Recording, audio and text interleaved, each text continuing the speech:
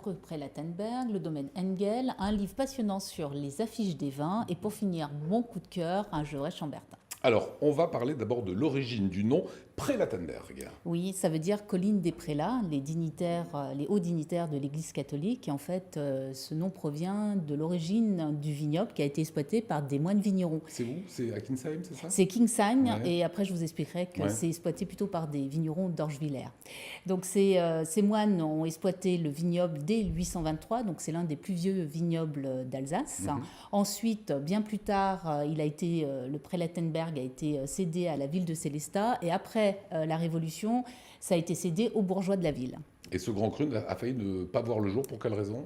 Il a été abandonné dans les années 1930, parce qu'à l'époque, c'était... Donc les vignes qu'on est en train de voir là. Exactement.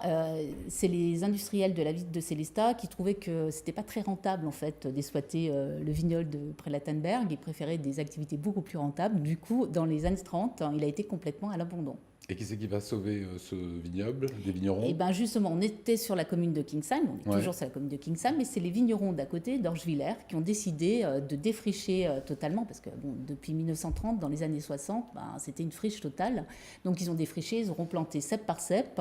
Du coup, c'est 19 hectares maintenant, qui sont classés en grand cru, qui ont été classés en grand cru. Je me rends pas compte, 19 hectares, c'est beaucoup? C'est un petit grand cru, ça fait partie D'accord. des petits grands crus, pas des plus petits, mais c'est vraiment, ça fait partie quand même des plus petits grands crus. Il fait 19 hectares, il occupe 2 coteaux séparés par un ruisseau, et l'exposition, on est sud-sud-est, et on est sur un terroir granitique. Parlez-nous des vins qu'on y trouve. Alors les qu'on y vins, fait. les vins qu'on y trouve essentiellement, c'est plutôt tous les cépages sont présentés, mais on va plus trouver du Gewürztraminer, du Pinot Gris et du Riesling. Si on aime la minéralité dans les vins, je vous préconise quand même plus les vieilles vignes qui vont vraiment capter la minéralité du terroir.